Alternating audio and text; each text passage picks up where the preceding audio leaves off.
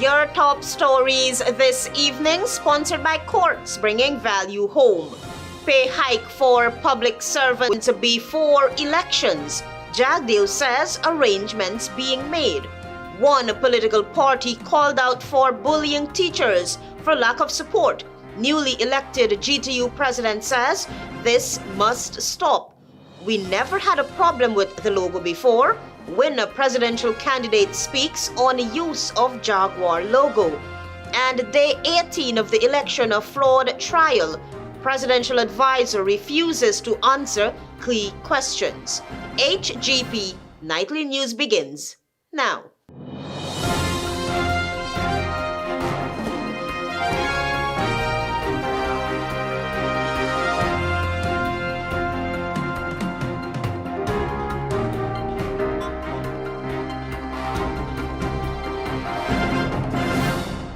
Good evening to our viewers here in Guyana and online. I'm ALETHEA Grant with the Thursday, 26th June 2025 edition of the HGP Nightly News. We will tell you this evening that arrangements are being put in place to ensure that public servants get their pay hike before elections this year. You'll hear more in this report. There is word from General Secretary of the People's Progressive Party Civic and the country's sitting Vice President Barrett JAGDEO that government employees will get their 2025 retroactive salary increase before elections. It got to be before. I hope Ashton Singh pays it before. It doesn't make sense you pay the public servants after. I think it's going to be before.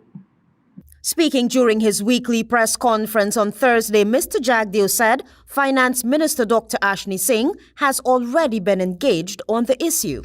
An 8% salary increase to be paid to all public servants for 2025, retroactive to January 1, 2025, was inked by the Guyana Public Service Union and government in December 2024. The nation's teachers, too, will receive a salary increase of 10% for 2024, 8% for 2025, and 9% for 2026.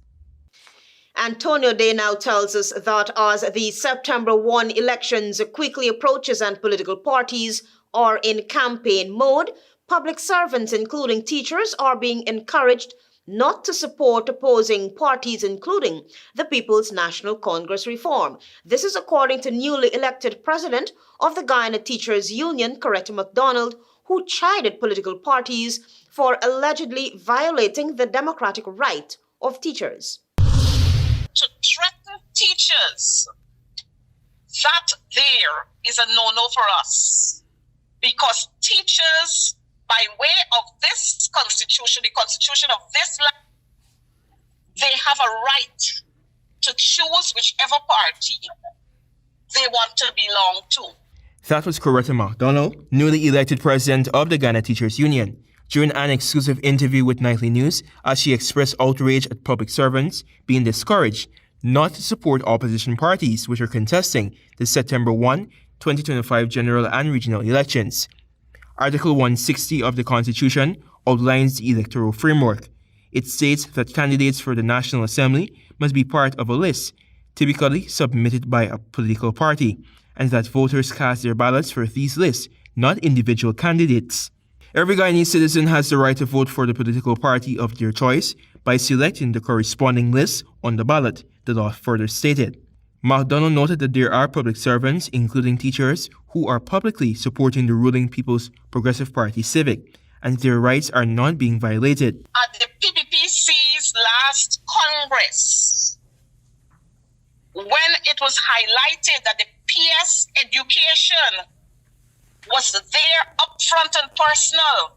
The GTU president and member of parliament posited that the current regime must stop its acts of intimidation and bullyism. I remember the Minister of Education saying whether she was asking whether persons wanted to deny the PS of our democratic right. And so I'm going to ask the same question, whether we persons out there who would have issued those threats, whether they want to deny our teachers their democratic right. The educator stated that many teachers came forward expressing concerns about these threats and the union is currently engaging teachers on this recent development. Macdonald said that the constant bullyism towards public servants, especially the nation's molders of the future, will not go unnoticed and must be condemned. You can't tell me which religion or which political party I should be part of. It's unfair, and I will call on all and sundry, or whoever is sending these threats out, to stop it immediately. Antonia De reporting for the HGP Nightly News. Mathematics has witnessed a 15% increase in students who have scored 50% or higher in the subject this year. Antonia De has that story. Despite mathematics being a challenge over the past years at the National Grade 6 assessment, 55.51% of students score 50% or higher, marking the highest national score in the subject to date. In 2015, 45.88% of pupils score 50% or above in English, rising to 69.25% this year. In social studies, the percentage increased from 46.5% in 2015 to 64.77% in 2025, while science students scoring a 50% pass rate, which represents an increase from 42.12% in 2015 to 63.7% in 2025. Minister of Education Priya Manichan, during the release of the 2025 NGSA results on Wednesday, alluded to the statistics. The overall pass rate from 49% to 63% of our children in this country passing all the subjects. Notably, 93 candidates wrote English, 55 for social studies, 228 candidates scoring a full score in science, and 472 receiving a full score in mathematics. 15,784 students sat the National Grade 6 assessment. Head of State Irfan Ali, in a video statement, congratulated the nation's NGSE top performers. President Ali urged students who may have not attained A-grade schools to not be discouraged, as it is not the end of the world. Do not use this as a basis on which you determine your future. That in life, there are moments of immense accomplishment. There are moments of disappointment. The head of state urged parents to continue being supportive of their children, as the results at the NGSA is not a determinant of their destiny. Meanwhile, opposition leader Aubrey Norton also offered congratulatory messages to the students. This opportunity is taken to congratulate all the students who would have done the Grade 6 exam 2025. But we want to say a special congratulations to the top students. He, however, raised concerns regarding the matriculation rate.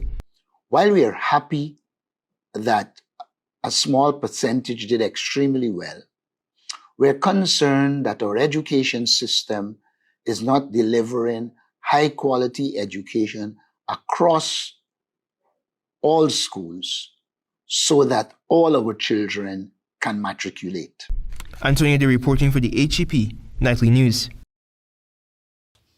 We have more news for you on the other side of the break. Stay with us. Statute barred. He submitted that under Section 6 of the Summary Jurisdiction Procedure Act, where no specific time is outlined for filing a summary conviction offense, the complaint must be made within 6 months. As such, he maintains that the charges are null and void and should be struck out. Durjan further asserted that the prosecution is unable to provide relevant evidence to support the charges, emphasizing that the case should not proceed in its current form. After hearing submissions from both sides, Magistrate Magusti adjourned the matter to July 8 for disclosure. Mohammed was charged on May 29 with 2 counts of tax evasion brought by GRA. He pleaded not guilty to both charges and was released on $500,000 bail. He is being represented by attorneys at law Damon De Silva, Darren Wade, and Sayan Durjan. Tiana Cole reporting for the HGP Nightly News.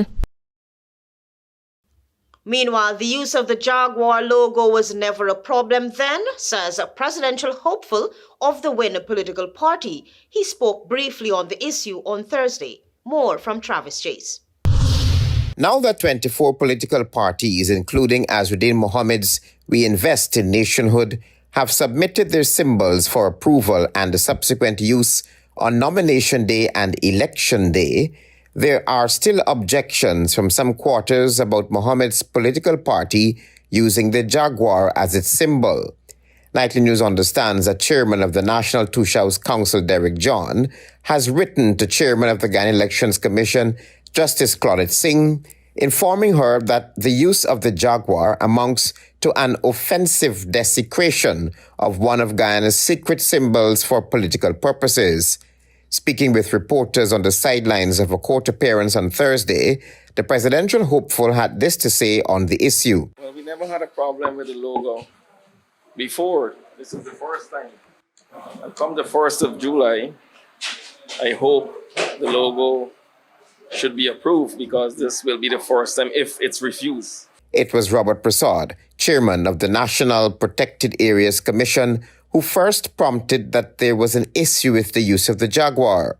Prasad is of the view that turning the Jaguar into a party logo strips it of that shared meaning and into something small, partisan, and representing only a few. Mohammed has already said that his party's symbol embodies a leadership that is agile, powerful, and relentlessly committed to achieving one goal, a better life for all Guyanese citizens. Travis Chase, HGP Nightly News. Thanks, Travis. More news after this break. Stay with us. Thanks for staying with us. You're still watching the HGP Nightly News.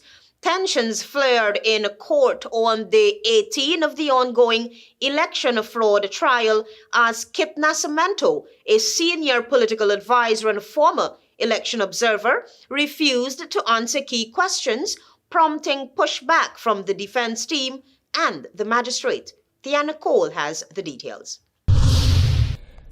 Day 18 of the election fraud trial saw 93-year-old Keta Macdonald, an advisor to President Irfan Ali, and an independent observer during the 2020 elections, return to the witness box, where he was grilled by defense lawyers UC Anderson and Dexter Todd.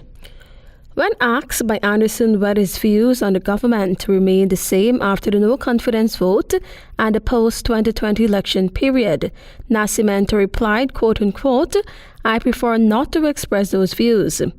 This response prompted defense attorney Nigel Hughes to object, stating that the witness appeared to be avoiding questions not favorable to the prosecution and questioned the grounds on which he was refusing to respond.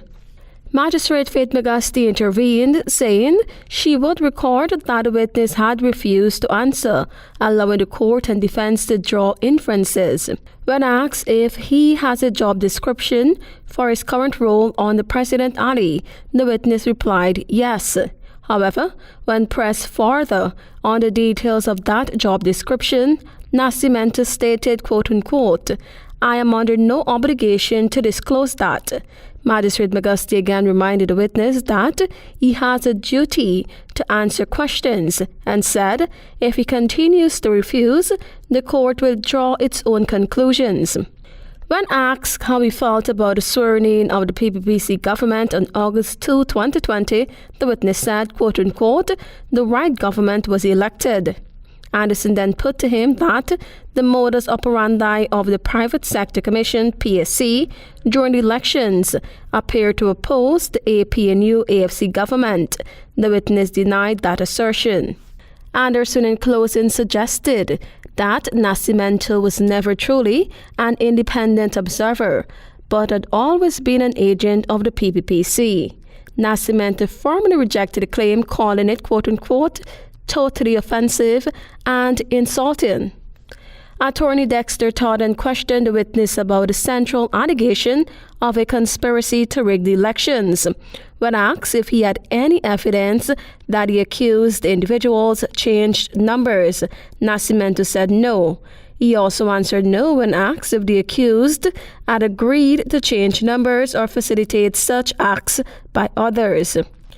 This ongoing case involves several former GCOM officials and political operatives who are facing 19 charges related to electoral fraud. The prosecution is expected to call approximately 73 witnesses. Tiana Cole reporting for the HGP Nightly News. Thanks, Tiana. The Ghana Elections Commission, GCOM, in collaboration with the United Nations Development Programme, UNDP, hosted a one-day workshop on strengthening communication strategies for electoral integrity. The initiative, which was also supported by the Government of the United Kingdom, the UK, reflects the shared commitment of GCOM, UNDP, and the UK in fostering transparent, inclusive, and credible electoral processes. The workshop was designed to enhance GCOM's strategic communication capacity in the lead-up to the 2025 elections. The workshop covered civil and voter education strategies, promoting information integrity and countering disinformation, anticipating public information needs, and managing the news cycle, crisis communication planning and response, media engagement and relationship building, and social media management and digital outreach. Participants engaged in interactive sessions, scenario-based exercises, and peer learning activities designed to equip them with practical tools and frameworks for effective public engagement. The workshop concluded with a renewed commitment from both GCOM and the UNDP to continue building institutional capacity for strategic communications and to foster inclusive, informed, and peaceful electoral participation. Retired Assistant Police Commissioner Paul Slow has been ordered to lead his defense in a sexual assault case stemming from allegations dating back to 2019. Tiana Cole with the details. Retired Assistant Police Commissioner Paul Sido, who is accused of sexually assaulting a female officer between March 29 and April 2, 2019, by allegedly rubbing her leg and foot without her consent, was on Thursday called on to lead his defense in the matter. When the case was called in the Georgetown Magistrates Court before Senior Magistrate Fabio Zor, the magistrate overruled a no-case submission made by Slow's attorneys and ordered that he need a defense in relation to the offense of sexual assault, contrary to Section 4.3 of the Sexual Offences Act, Chapter 803. According to a statement from the Ghana Police Force, the magistrate's decision was based on the prosecutor, senior police legal advisor and attorney at law, Mandel Moore, establishing sufficient evidence against Slow. The matter has been since adjourned to October 2025 to allow Slow to present his defense. Slow is being represented by attorneys at law Nigel Hughes, Dexter Todd, and Don Cush. According to reports, the allegation stems from the incident in which Slow allegedly rubbed the woman's leg and foot without her consent in 2019. Police said a thorough investigation was conducted, after which a file was sent to the Director of Public Prosecutions, DPP, for legal advice. The DPP's chamber subsequently recommended that a criminal charge be laid under the relevant section of the Sexual Offences Act. Tiana Cole reporting for the HGP Nightly News. Stay tuned for your regional news.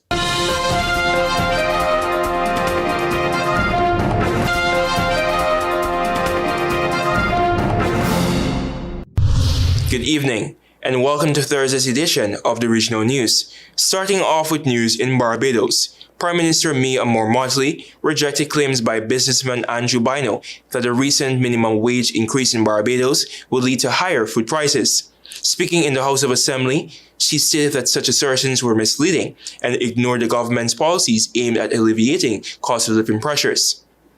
Bino Manager Director of A1 Supermarkets had warned that businesses might pass on the increased labor costs to consumers due to the wage adjustment effective of June 1.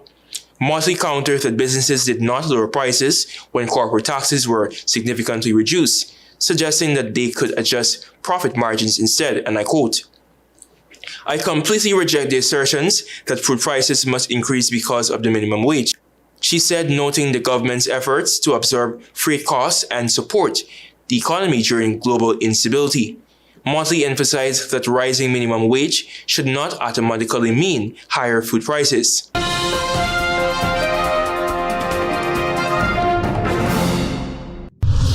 Turning attention to news in Trinidad and Tobago, days after the police released one suspect in the attempted murder of prison officer Govindra Balgobin, the second suspect, Jesse Belfon, has died from injuries sustained during the incident. Belfon, believed to have been the shooter, was critically injured after being thrown from the getaway car. Authorities are now searching for a third suspect identified on the scene. Balgobin, 38, was ambushed and shot multiple times on June 20 while driving on Orange Grove Road. He's currently hospitalized with serious injuries, including fractures, and is awaiting hip replacement surgery. The attack may be linked to a previous altercation involving a relative of an inmate at the prison where Balgobin works.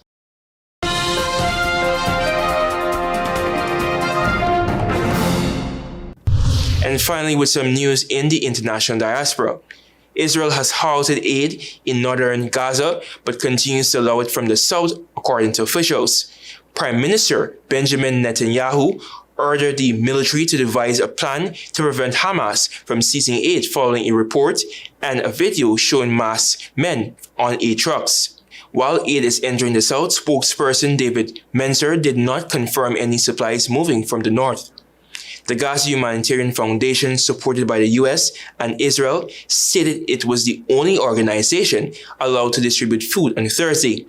A spokesperson stated that the foundation was exempt from a 2-day suspension of humanitarian aid deliveries. The Israeli Prime Minister's office and Defense Ministry did not comment. The High Commission for Tribal Affairs, representing influential clans in Gaza, claimed that trucks were protected through tribal efforts, excluding any involvement from Palestinian factions like Hamas. Hamas, which has ruled Gaza for over 2 decades, but now controls only parts after ongoing conflict with Israel, denied any participation. Thank you all for watching. I'm Antonio Day. Goodbye for now.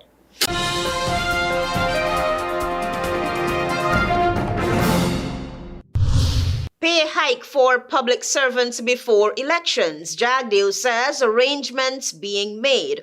One political party called out for bullying teachers for lack of support. Newly elected GTU president says this must stop. We never had a problem with the logo before. When a presidential candidate speaks on use of Jaguar logo. And day 18 of the election fraud trial, presidential advisor refuses to answer key questions. Those are our major headlines. For these stories and more, please go to our website. It's www.hgptv.com. I'm ALETHEA Grant. Thanks for watching.